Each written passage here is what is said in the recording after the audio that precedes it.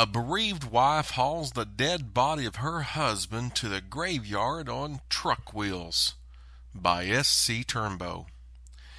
In the year of 1851, Nathan Young and Annie Mariah Young, his wife, with their children, settled on Pond Fork, 1 mile below Rough Haskins Place in Ozark County, Missouri. Young's wife was the daughter of Jerry Hutchinson. They were married in East Tennessee, and Annie Mariah was his second wife. Now, Mr. Young was a native of Virginia, being born there soon after the close of the scenes of the Revolutionary War. He and his family were living on Pond Fork at the breaking out of the war between the states. He sympathized on the side of the Stars and Stripes, but he was too old to serve in the army. But his age did not prevent him from suffering death from the hands of the irregulars.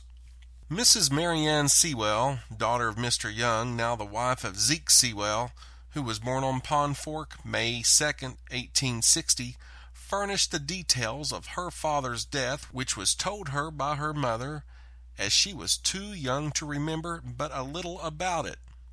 She said that, one morning in the spring of 1865, my father started out afoot to hunt the oxen which he had used to plow with.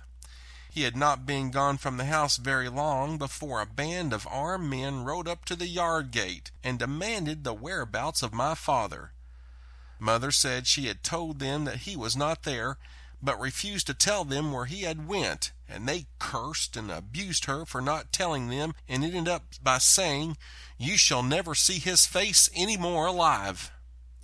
John Asbury and my brother Jerry Young, who was 14 years old, and Charlie Davis, all which were only boys, were in the field at work, and the ruffians went into the field where they were and told them if they did not tell them where father was, they would kill them all three immediately, which frightened them so that they told them where he had gone, that he had went into the woods to drive up the oxen, and gave them the directions he had went, and the men mounted their horses and hurried away to hunt him up.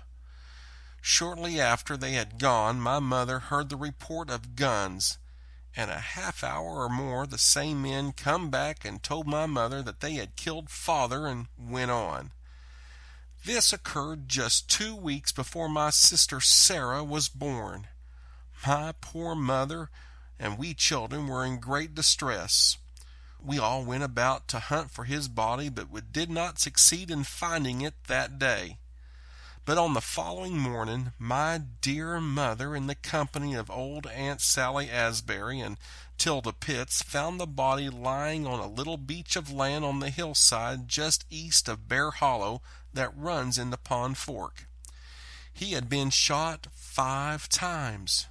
Knowing that he was dead, they yoked up the oxen and hitched them into the truck cart and fastened a large wooden box onto it, and taken the oxen and cart with them into the woods, and they discovered where the murdered remains of my father were, and they lifted him up, placed him in a box, and hauled it to the Haskins graveyard on the west side of Norfolk, 3 miles above the mouth of Pond Fork, where, with the assistance of one man, a grave was dug, and the body of my dear old father was lowered into it.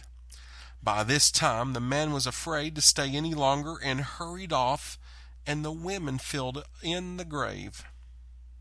My mother died in January of 1882 and is buried in the Tempe Hutchinson graveyard 1 mile below the Haskins graveyard.